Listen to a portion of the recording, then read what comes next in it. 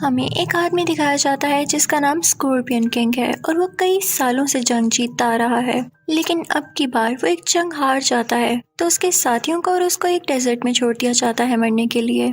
कई दिन गुजर जाते हैं और उसके सारे साथी मर जाते हैं। अब वो बाकी बचता है तो वो गॉड से प्रे करता है कि आप मेरी जान बचा लें, सिर्फ तब तक जब तक मैं दुश्मनों को हरा दूं, उन्हें मार दूं और उसके बाद मैं आपको अपनी जान देने को तैयार हूँ।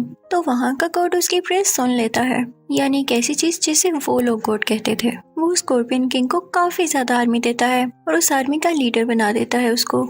वो अपने गॉड की हेल्प से सारे दुश्मनों को हरा देता है, लेकिन क्योंकि उसने प्रॉमिस किया हुआ था कि जब वो अपने दुश्मनों को हरा दे तो वो अपनी जान की कुर्बानी भी देगा, वादे के मुताबिक उसकी जान ले ली जाती है और उसकी जिंदा की हुई आर्मी को भी वापस उसी जगह भेज दिया जाता है जहाँ पर वो मर चुके थे।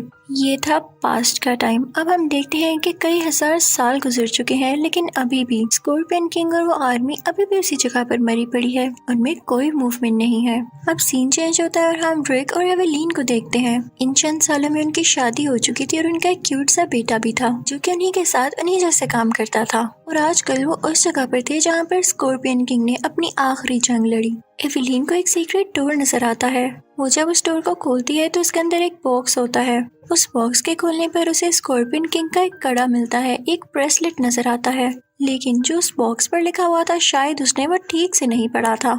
उस पर लिखा था कि इस बॉक्स को खोलते ही दरियाए नील का पानी यहाँ पर आ जाएगा। और ऐसे ही होता है, वहाँ पर बहुत सारा पानी आ जाता है। जैसे तैसे करके वो तीनों अपनी जान बचा के वहाँ से बाहर आ जाते हैं और फिर वो अपने मुल्क शिफ्ट हो जाते हैं, इजिप्ट से बहुत ज्यादा दूर। उस दौरान हमें ये दिखाया जाता है कि जिस जगह पर प्रीस्ट की डेथ हुई थी और उसकी वो बुक गुम हो गई थी जिससे वो किसी को भी जिंदा कर सकता था, वहाँ पर कुछ लोग खुदाई कर रहे होते हैं और उन्हें वो बुक वहाँ से मिल जाती है। हैरत की बात ये कि उन्हें प्रीस्ट की बॉडी भी वहाँ से मिल जाती है। प्रीस्ट की डेड बॉडी जो कि कई साल से लापता थी, उसी डेड बॉडी को देखने एक लड़की भी आती है जो कि बिल्कुल उसी लड़की जैसी थी जिसे प्रीस्ट पसंद किया करता था। अब यहाँ पर हमें पता चलता है कि ये सब स्कॉर्पियन किंग के उस कड़े की तलाश में है। उनको पता चलता है कि ये कड़ा रिक और एवेलीन को मिला था और अब वो इस मुल्क में नहीं है, तो वो लोग उनके पास उनके मुल्क चले जाते हैं। उसी दौरान हम ये भी देखते हैं कि रिक और एवेलीन का बेटा वो कड़ा देख रहा होता है। वो उसे अपने हाथ में पहन लेता है, जिसके बाद उसमें से एक लेजर निकलती है और उसके सामने एक स्क्रीन चल जाती है जिसमें उसे डेजर्ट और पिरामिड्स नजर आते हैं। वो काफी घबरा जाता है और अपना ब्रेसलेट उतारने की कोशिश करता है, यानी वही कड़ा जो कि स्कॉर्पियन किंग का था। वो काफी घबरा जाता है और स्कॉर्पियन किंग का वो कड़ा उतारने की कोशिश करता है, लेकिन वो उसके हाथ के साथ मजबूती से लग चुका था और उतर ही नहीं रहा था, तो वो उसे अपने कोट की स्लीव के नीचे छुपा लेता है। जब वो खुदाई करने वाले लोग एवेलीन के पास आते हैं वो कड़ा लेने के लिए, तभी उनके पास वो आदमी भी आ जाता है जो कि फिरौन का और उस जगह का गार्ड था और कई सालों से उस जगह की हिफाजत कर रहा था कि कोई यहाँ पर न आए। वो भी आजकल इनके साथ रह रहा था। वो एवेलीन को मना करता है कि इन्हें वो कड़ा हरगिज़ न देना, तो दूसरे लोग एवेलीन को और उस कड़े को अपने साथ ले जाते हैं। वो गार्ड भागकर रिक के पास जाता है और उसे एक आदमी की पिक्चर दिखाता है और कहता है कि ये उनका लीडर है। इसी आदमी ने तुम्हारी बीवी को किडनैप किया है और वो कड़ा भी ले गया है। तो रिक का बेटा उनसे कहता है कि आप लोग परेशान ना हो, कड़ा मेरे पास है और ये आदमी को मैं जानता हूँ, ये आदमी म्यूजियम में काम करता है। अब ये लोग म्यूजियम के लिए निकल पड़ते हैं। गार्ड रिक को बताता है कि जैसे कि तुम्हारे बेटे ने ये कड़ा पहन लिया है, अब इस कड़े के पहनते ही स्कॉर्पियन किंग 7 दिन के अंदर अंदर जिंदा हो जाएगा।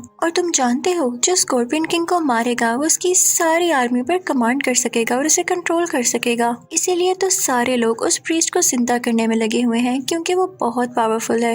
अगर उसे मैजिकल स्पेल से जिंदा कर लिया गया तो वो स्कॉर्पियन किंग को हरा देगा। इसके बाद वो लोग प्रीस्ट के साथ मिलकर पूरी दुनिया पर रूल करेंगे। ये सारे लोग फौरन से म्यूजियम पहुंच जाते हैं, जहां पर ये देखते हैं कि जब वो लोग बॉक्स खोल रहे होते हैं तो उसमें कड़ा नहीं होता, तो वो काफी हैरान हो जाते हैं और एवेलीन को आग में फेंकने का ऑर्डर देते हैं। उसी दौरान वो लोग प्रीस्ट को भी जिंदा कर देते हैं और उसके सामने वही लड़की होती है जिसकी शक्ल प्रीस्ट की उस लड़की से मिलती थी जिसे वो पसंद करता था। असल में वो उसी लड़की का दूसरा जन्म था, यानी वो दोबारा पैदा हुई थी, लेकिन उसे अपने पास्ट की सारी बातें याद थी और वो प्रीस्ट से बातें करने लगती है। इसी दौरान ड्रेक और उसके साथी एवेलीन को बचाकर वहाँ से चले आते हैं, लेकिन प्रीस्ट भी अपनी मम्मी आर्मी को जिंदा कर देता है और उन लोगों के पीछे लगा देता है। वो लोग एवेलीन और रिक के बेटे को किडनैप करके ले जाते हैं और अब प्रीस्ट, वो लड़की और बाकी सारे लोग एक ट्रेन में होते हैं रिक और एवेलीन के बेटे के साथ। प्रीस्ट उस बच्चे के पास आता है और कहता है कि ये कड़ा तुमने अपने हाथ में पहन रखा है और जो कोई ये कड़ा पहन लेता है उसे वो रास्ता भी पता चल जाता है जहाँ पर स्कॉर्पियन किंग जिंदा होने वाला है। दूसरी तरफ एवेलीन और रिक अपने बेटे को लेकर काफी परेशान होते हैं, तो वो अपने एक दोस्त के पास जाती हैं जिसके पास हॉट एयर बैलून था। वो उससे मदद मांगते हैं कि हमें वहाँ तक ले चलो जहाँ पर वो प्रीस्ट और उसके बाकी लोग हैं, क्योंकि उन्होंने हमारे बेटे को किडनैप कर लिया है।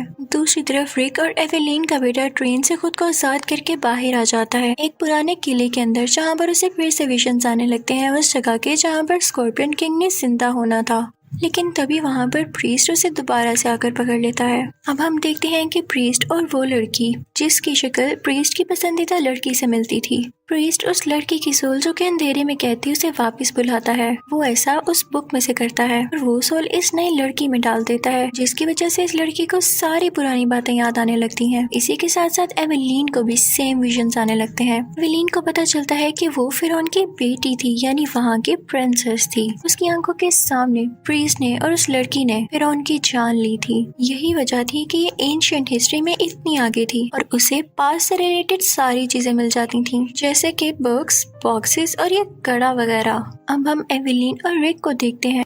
वो हॉट एयर बैलून में उसी जगह पर जाते हैं, उसी ट्रेन के पास। लेकिन जब वो ट्रेन के अंदर दाखिल होते हैं तो उन्हें अपना बेटा कहीं नजर नहीं आता। पास ही रेत से एक चीज का मॉडल बना होता है जो कि वही जगह लग रही थी जहाँ पर उनको जाना था। उन्हें पता चल जाता है कि अब प्रीस्ट और वो लड़की उनके बेटे को यहाँ पर लेकर जा रहे हैं। लेकिन प्रीस्ट को पता चल जाता है और वो पानी बहुत ऊपर उठाकर उनके हॉट एयर बैलून को क्रैश कर देता है। ये लोग उससे उतर जाते हैं। कार्ड, रिक और एवेलीन आगे बढ़ते हैं जंगल में। उन्हें वहाँ पर प्रीस्ट के कुछ लोग दिखाई देते हैं और वहीं पर ममीज भी होती हैं जिनकी हाइट काफी छोटी थी। वो उन पर अटैक कर रही होती हैं, जो कि प्रीस्ट की काफी ज्यादा आर्मी को मार देती हैं। वहीं पर रिक और एवेलीन का बेटा भी होता है। रिक अपने बेटे को उठा के वहाँ से भाग जाता है। अब इनके पास टाइम बहुत कम रह गया था। अगर सुबह से पहले पहले वो उस जगह यानी उस पिरामिड ना पहुँचते तो इनके बेटे की जान जा सकती थी उस कड़े की वजह से। वहाँ पर एवेलीन का भाई भी होता है और वो सब मिलकर उस पिरामिड की तरफ भागने लगते हैं और फाइनली सुबह होने से कुछ देर पहले वो पिरामिड की तरफ जंप लगा देते हैं, जिससे उनके बेटे की जान बच जाती है। वो कड़ा उसके हाथ से अलहदा हो जाता है और वो उसे दूर फेंक देता है। तभी वहाँ पर एवेलीन और उसका भाई भी आ जाते हैं, लेकिन प्रीस्ट की वो पसंदीदा लड़की आकर एवेलीन को जान से मार देती है। रिक जब ये देखता है तो वो बहुत सैड हो जाता है और वो ये सोचता है कि मैं इनसे जरूर बदला लूंगा। वहीं पिरामिड में हम प्रीस्ट को और उस लड़की को देखते हैं। तभी कुछ काली चीजें आती हैं और वो प्रीस्ट में से सारी पावर्स निकाल लेती हैं जो कि स्कॉर्पियन किंग ने भेजी थी। वो जिंदा जो होने वाला था और वो नहीं चाहता था कि कोई उस जितना ताकतवर हो। प्रीस्ट को यहाँ पर समझ नहीं आता कि उसके साथ हो क्या गया। उसी दौरान वो आदमी जिसने प्रीस्ट को जिंदा किया था, यानी वही म्यूजियम वाला, उसको स्कॉर्पियन किंग का वो गिरा हुआ कड़ा मिल जाता है। उसे एक बहुत बड़ा स्कॉर्पियन साइन मिलता है। वो कड़े को अपने हाथ में पहन लेता है और उस साइन में मौजूद एक होल में अपना हाथ डाल देता है, जो कि इस बात की तरफ इशारा था कि अब स्कॉर्पियन किंग और उसकी आर्मी जिंदा होने वाली है और जल्द यहाँ पर पहुंच जाएगी। बाहर वो कार्ड भी होता है जो कि अपनी पर्सनल आर्मी लिए खड़ा होता है कि किसी भी वक्त स्कॉर्पियन किंग की अगर आर्मी आ जाए तो वो उसे हरा सके, वरना दुनिया तबाह हो सकती है। वहीं पर एवेलीन का बेटा और एवेलीन का भाई काफी उदास होते हैं उसकी डेथ की वजह से। तो एवेलीन का भाई उस बच्चे को समझाता है कि बेटा परेशान नहीं हो, हमारे हाथ एक बार वो बुक लग जाए जिससे जिंदा किया जा सकता है मरे हुए लोगों को, तो फिर देखना तुम्हारी मॉम फौरन से जिंदा होकर हमारे पास आ जाएंगी। वो लोग अंदर जाते हैं पिरामिड में और प्रीस्ट की उस पसंदीदा लड़की से वो बहुत चालाकी से बुक छीन लेते हैं। एवेलीन के बेटे को इजिप्ट की पुरानी जुबान पढ़नी आती थी, तो वो बुक पढ़ने लगता है, जिसके बाद उसकी मॉम यानी एवेलीन जिंदा हो जाती हैं। अब एवेलीन में और प्रीस्ट की उस पसंदीदा लड़की में काफी ज्यादा लड़ाई होती है। दूसरी तरफ प्रीस्ट के दिल में बदले की आग होती है। वो कहता है कि मैं स्कॉर्पियन किंग को जगाकर उसे मार कर ही दम लूंगा और पूरी दुनिया पर राज करूंगा। वो उसे जगाने की कोशिश कर रहा होता है, लेकिन तभी वहाँ पर रिक आ जाता है जो उसे रोकता है और उन दोनों में काफी लड़ाई होती है। और इसी लड़ाई के दौरान हम देखते हैं कि वहाँ का दरवाजा खुलता है और अब स्कॉर्पियन किंग जिंदा हो चुका था।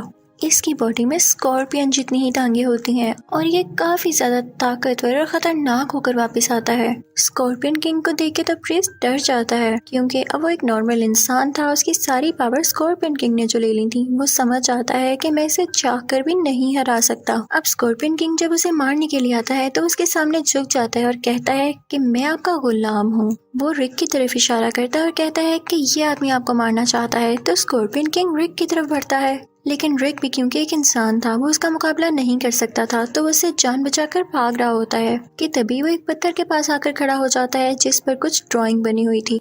पत्थर को खोद कर कुछ बनाया गया था जिसमें एक आदमी एक बहुत बड़े नेज़े से स्कॉर्पियन किंग को मार रहा है।